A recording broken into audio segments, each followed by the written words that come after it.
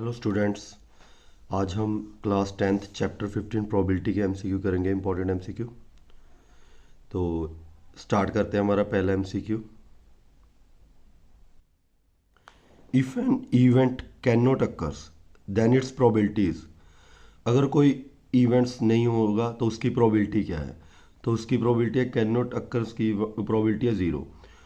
ठीक है। और अगर कोई इवेंट 100% होगा तो उसकी प्रोबेबिलिटी क्या होगी? 1। ठीक है।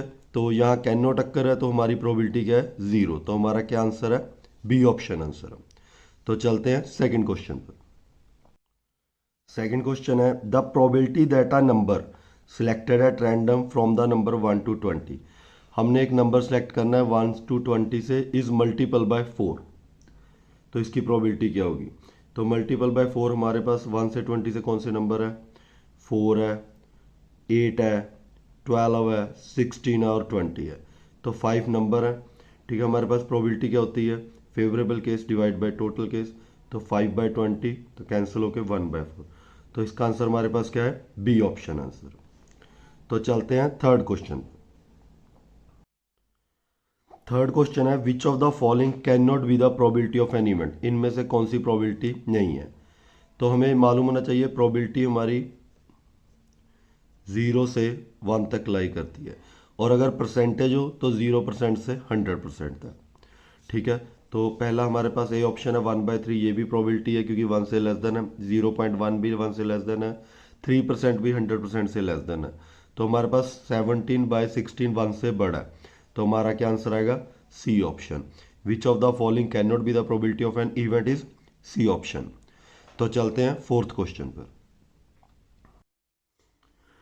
Fourth question, two coins are tossed simultaneously. The probability of getting at most one head. The probability of getting at most one head. पहले तो टू coins है, इसका सैंपल स्पेस क्या बनेगा? 4 केस होंगे। Head head, head tail, tail head और tell tell. इन्होंने बोला एट मोस्ट। एट मोस्ट क्या होता है?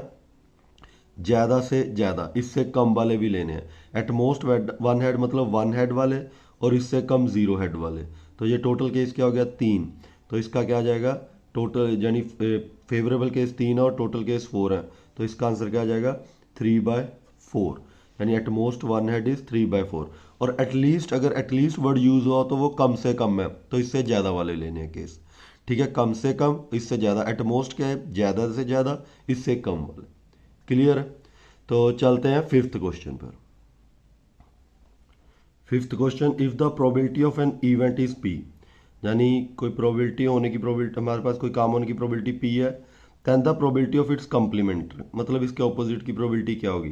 टोटल प्रोबेबिलिटी क्या होती है? 1। अगर कोई प्रोबेबिलिटी होने की प्रोबेबिलिटी पी है, कोई काम होने की प्रोबेबिलिटी पी है, तो उसके ना होने की क्या होगी? 1 - p, इसका ऑपोजिट। तो ये क्या होगा हमारे पास? सी ऑप्शन आंसर हो जाएगा। ठीक है। तो चलते हैं सिक्स्थ क्वेश्चन। सिक्स्थ क्वेश्चन है the probability express as a percentage. अगर प्रोबेबिलिटी परसेंटेज में दी हो तो इनमें से कौन सा नहीं हो सकता? अगर प्रोबेबिलिटी परसेंटेज में होती है तो इसका आंसर 1% से 100% तक लाई करता है। तो ए ऑप्शन तो होगी, सी ऑप्शन भी होगी भी 100% से लेस देन और 1% से ग्रेटर देन। लेस देन 0% ये नहीं हो सकता। तो हमारा आंसर क्या है? बी ऑप्शन आंसर है। The probability can not be less than 0। तो चलते हैं सेवन्थ क्वेश्चन पर। Seventh question, when a die is thrown the probability of getting a number less than 3। 3 से लेस देन नंबर कौन से हैं डाइस में? पहले तो डाइस का सैंपल पे कितने केस होंगे? 6। और 3 से कम कौन से नंबर है? 2। तो 2/6 तो कैंसिल हो गया, क्या आ गया? 1/3। तो हमारा ऑप्शन क्या है? ए ऑप्शन आंसर है 1/3। तो चलते हैं एट्थ क्वेश्चन पर। एट्थ क्वेश्चन है if a card is selected from a deck of 52 cards then the probability of face card. Face card कितने होते हैं हमारे पास कार्ड्स में? फेस कार्ड होते हैं 12, 4 किंग, 4 क्वीन और 4 जैक। तो 12 फेस कार्ड होते हैं, तो हमारे पास प्रोबेबिलिटी क्या आएगी? 12/52। ये 4 के टेबल पे कैंसिल हो रहा है, 4 3 द 12 और 4 13 द 52। तो हमारे पास आंसर क्या है? B option. फेस कार्ड आने की प्रोबेबिलिटी क्या है? 3/30। तो चलते हैं नाइन्थ क्वेश्चन। नाइन्थ क्वेश्चन है, a single letter is selected at a random from the probability that selected letter is vowel. तो हमने इस प्रोबेबिलिटी लेटर में से वोवल सेलेक्ट करने हैं। पहले तो टोटल लेटर कितने हैं, 1 2 3 4 5 6 7 8 9 10 11। तो वोवल्स हमारे पास कौन से होते हैं, ए ई आई ओ यू। तो हमारे पास एक वोवल ओ, एक ए है, एक आई है और एक आई है। तो 4 वोवल है। टोटल लेटर कितने हैं, 11। तो हमारे पास प्रोबेबिलिटी क्या होती है, favourable case divide by total case, तो 4/11। तो बी ऑप्शन हमारा आंसर है। तो चलते हैं 10th क्वेश्चन पर। 10th question, the letter of a word society are placed at a random in row, the probability of getting a vowel. जो question हमने पिछला किया सेम वैसे ही क्वेश्चन है। अब इसमें से भी हमने वोवल सेलेक्ट करने हैं। वोवल्स हमारे पास एक सी है और एक आई है और एक ई है। 3 वोवल है। टोटल लेटर कितने हैं, 7। तो हमारा आंसर क्या है, 3/7, बी ऑप्शन। तो चलते हैं 11th क्वेश्चन पर।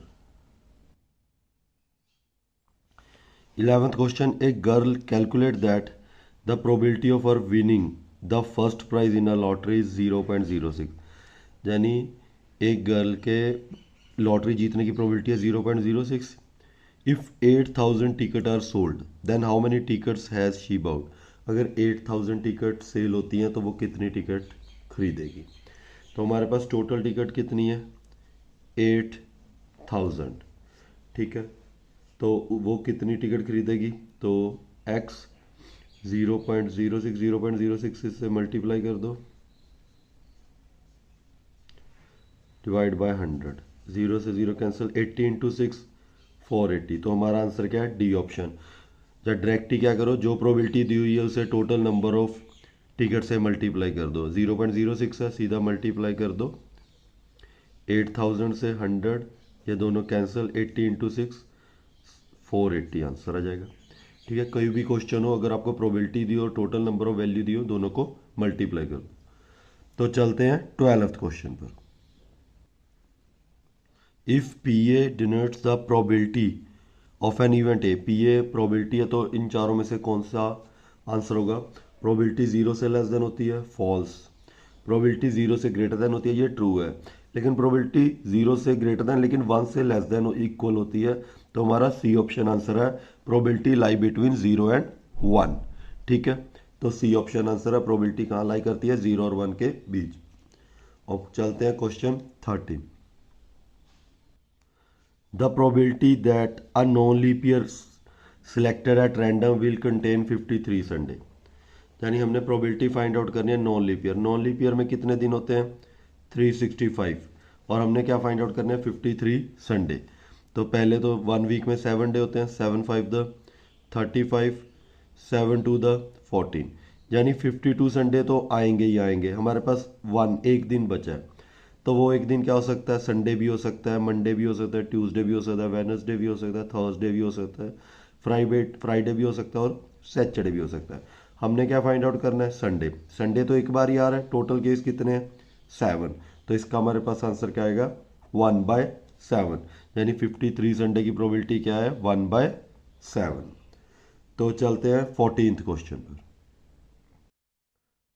14th question, find the probability to take a number from 1 to 100। हमने प्रोबेबिलिटी फाइंड आउट करनी है number 1 to 100 that a number is prime. हमने 1 से 100 से एक नंबर सेलेक्ट करना है और वो कौन सा नंबर होना चाहिए, प्राइम नंबर। आपको ये याद रख लेना चाहिए 1 से 100 तक कितने प्राइम नंबर होते हैं, 25। और डिवाइड बाय क्या आ जाएगा, 100। तो 25/100 इज 1/4। तो हमारा आंसर क्या है, सी ऑप्शन।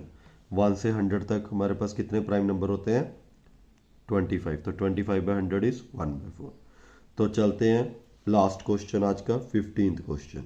आज हम 15 MCQ करेंगे, नेक्स्ट वीडियो में नेक्स्ट चैप्टर के करेंगे। 3 कॉइन्स आर टॉस। अब हमने 3 कॉइन, पहले तो 3 कॉइन है तो हमें सैंपल स्पेस बनाना चाहिए। इसमें कितने केस बनेंगे, 3, 2 की पावर 3 8। तो वो कैसे बनाने हैं, पहले तो तीनों हेड लिख लो, फिर 2 हेड 1 टेल, फिर हेड टेल हेड, फिर टेल हेड हेड। पहले टेल को लास्ट में लिख लिया, फिर मूव कर दो, फिर हेड डबल टेल, फिर टेल हेड टेल, फिर टेल टेल हेड, फिर लास्ट में तीनों टेल। देखो 1 2 3 4 5 6 7 8, टोटल केस हो गए 8। अब प्रोबेबिलिटी क्या फाइंड आउट करनी है? All heads. तो ऑल हेड्स तो एक ही केस में है और कोई तो हेड है नहीं, तो 1, टोटल केस कितने? 8, तो हमारे पास क्या आ गया? 1/8। तो 15 का आंसर है बी ऑप्शन, 1/8। तो ये हमारे प्रोबेबिलिटी के एमसीक्यू हो गए पार्ट 1। तो नेक्स्ट वीडियो में और एमसीक्यू करेंगे। Thanks for watching and subscribe the channel.